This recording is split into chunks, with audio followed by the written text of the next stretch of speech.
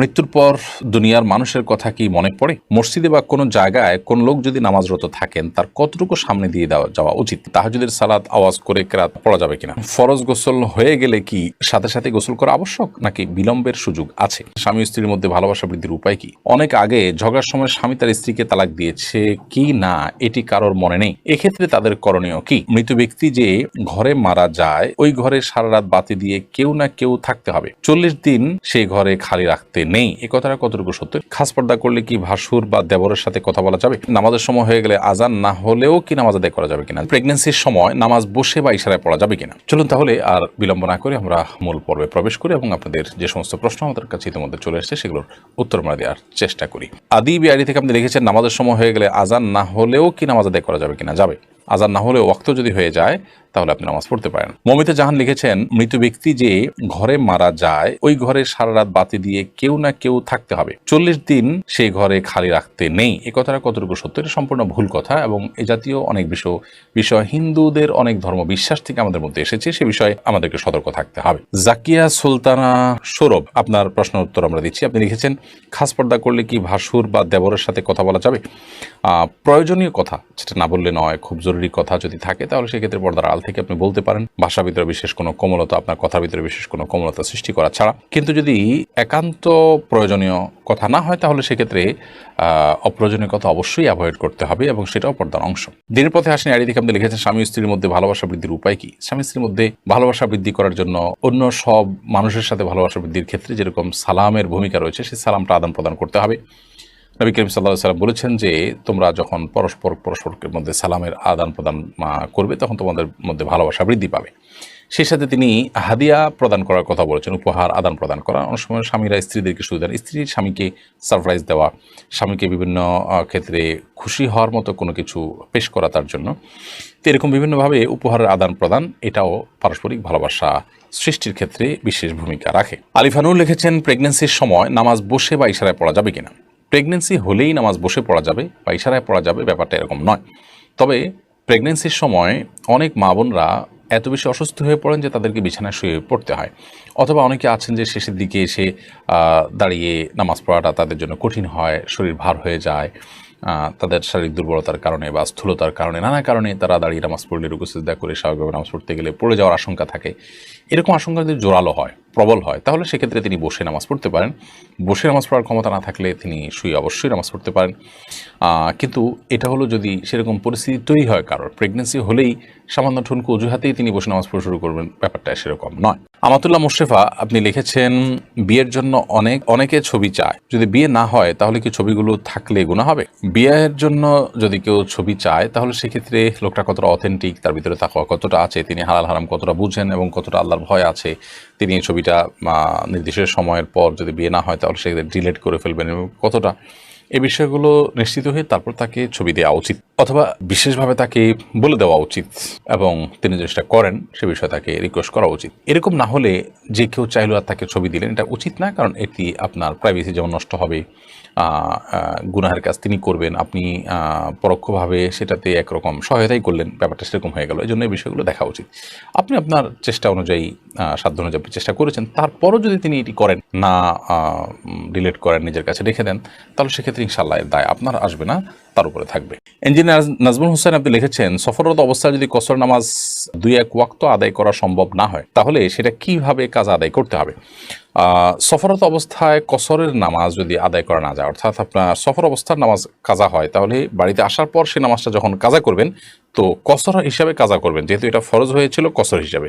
ঠিক একইভাবে বাড়িতে থাকা অবস্থায় কোনো নামাজ কাজা হয়েছে, সফরে গিয়ে সেটা যদি আদায় করতে চান তাহলে সেক্ষেত্রে পূর্ণাঙ্গ আদায় করবেন, যেহেতু এটা ফরজ হয়েছিল পূর্ণাঙ্গভাবে, অর্থাৎ যেভাবে পূর্ণাঙ্গ ফরজ হয়েছে আদায়টা ঠিক সেভাবে হবে। মানিষা আয়ান আইআইডি থেকে আপনি লিখেছেন অনেক আগে ঝগড়ার সময় স্বামী তার স্ত্রীকে তালাক দিয়েছে কি না এটি কারোর মনে নেই, এক্ষেত্রে তাদের করণীয় কি? ঝগড়ার সময় তালাক দিয়েছেন কিনা জাস্ট সন্দেহ হচ্ছে, মানে অথেন্টিক কোনো কিছু নাই। যদি এরকম হয় তাহলে সেক্ষেত্রে এই সংশয়ের কোনো ভ্যালু নাই বা এটার কোনো ভিত্তি নাই এবং তাদের মধ্যে বৈবাহিক সম্পর্ক আছে, এটা ধরতে হবে। শেখ সোয়েব আপনি লিখেছেন ফরজ গোসল হয়ে গেলে কি সাথে সাথে গোসল করা আবশ্যক নাকি বিলম্বের সুযোগ আছে?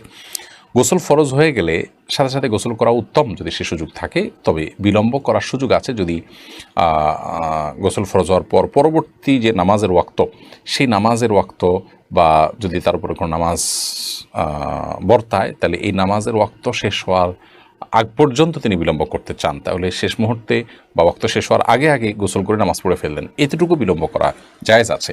তবে এক্ষেত্রেও গোসল ফরজ হয়ে গেলে যদি লম্বা সময় তিনি বিলম্ব করতে চান, এশার পরে গোসল ফরজ হয়ে গেল, ফজর আগ পর্যন্ত তিনি সুযোগ পাবেন গোসল করার, তাহলে সেক্ষেত্রে এই সময়টা তিনি গোসল না করে শেষের দিকে একসাথে ফজর ওয়াক্ত হলে তখন গোসল করতে চান, তাহলে অজু করে ঘুমানো বা অন্যান্য কাজ করাটা সুন্নাহ, এটা উত্তম। কিন্তু যদি কোনো কারণে ওযু নাও করেন, তাতে তিনি কবিরা গুনাহ করেছেন ব্যাপারটা এরকম না, সুন্নাতও করেছেন, এটুকু বলা যাবে। রিফাত মোহাম্মদ লিখেছেন, তাহাজ্জুদের সালাত আওয়াজ করে কেরাত পড়া যাবে কিনা। তাহাজ্জুদের সালাতে আপনি রাতে আওয়াজ করে কেরাত পড়তে পারেন, যেহেতু রাতের নামাজ আপনি আওয়াজ করে কেরাত পড়তে পারবেন। দিনের নামাজ হলে সেটা নীরবে পড়বেন, আর রাতের নামাজ আপনি অবশ্যই আওয়াজ করে পড়তে পারেন। নাদিয়া সুলতান আপনি লিখেছেন, সেজদা থেকে উঠার সময় জায়নামাজে হাত ভর করে উঠা যাবে কিনা। সেজদা থেকে উঠার সময় আপনার মাটিতে বা জায়নামাজে ভর করে না উঠে যতটুকু সম্ভব আপনার সরাসরি ওঠা উচিত। যদিও নবী করিম সাল্লাল্লাহু আলাইহি সাল্লাম মাটিতে ভর করে ওঠার কথা বর্ণিত আছে, কিন্তু সেটার ব্যাপারে অনেক মুহাদ্দিসদেরই ব্যাখ্যা হলো যে নবী সাল্লাল্লাহু আলাইহি সাল্লামের শারীরিক অসুস্থতার কারণে এটা কখনো কখনো তিনি করেছেন। অতএব কারোর শরীরে অসুস্থতা বোধ করলে তিনি এটা করতে পারেন, কোনো অসুবিধা নেই। বাট সুস্থ স্বাভাবিক অবস্থাতে তার এরকম না করে বরং হাঁটুতে ভর করে তারপর দাঁড়ানো উচিত। এরপরে সাজ্জাদ আপনি লিখেছেন, মসজিদে বা কোনো জায়গায় কোন লোক যদি নামাজরত থাকেন, তার কতটুকু সামনে দিয়ে যাওয়া উচিত।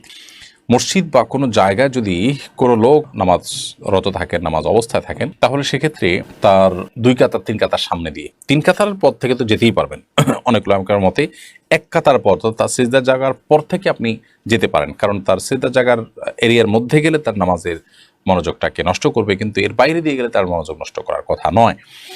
তো এই মতটি রয়েছে, তবে এর বাইরে আরেক অন্যান্য ওলামাদের মত হলো 3 কাতার। এই মতটাও বেশ স্ট্রং যে তিনি যে কাতারে পড়ছেন আরও 2টা কাতারের বাইরের অংশ দিয়ে তিনি চাইলে হাঁটতে পারেন। পিঙ্কি আক্তার আপনি লিখেছেন, মৃত্যুর পর দুনিয়ার মানুষের কথা কি মনে পড়ে। দেখুন, মৃত্যু পরবর্তী জগৎটিকে বলা হয় আলামুল গায়েব বা অদৃশ্যের জগৎ। সেই জগতে আমাদের অবস্থা কেমন হয়, কীরকম হবে, সে বিষয়ে কোরআন এবং হাদিসের বর্ণনার বাইরে আমরা ধারণা করে কিছুই বলতে পারি না। কোরআন হাদিসে কোথাও মানুষের মৃত্যুর পর নিজের দুনিয়ার কথা মনে পড়া বলতে বিভিন্ন আপনার স্মৃতি মনে পড়া, এরকম কোনো কথা, এরকম কোনো বিষয় হয় মৃত ব্যক্তির, সেরকম কথা কোরআন হাদিস থেকে জানা যায় না। বরং কোরআন হাদিসের যে বিবরণ এ সম্পর্কে পাওয়া যায়, সেগুলো দেখলে বোঝা যায় যে একজন মৃত মানুষ তার যে অবস্থা শুরু হয়, হাদিসে আসছে মান মাতা ফাকাদ কামাত কিয়ামাতুহু, যে ব্যক্তি মারা গেলেন তার কিয়ামত শুরু হয়ে যায়।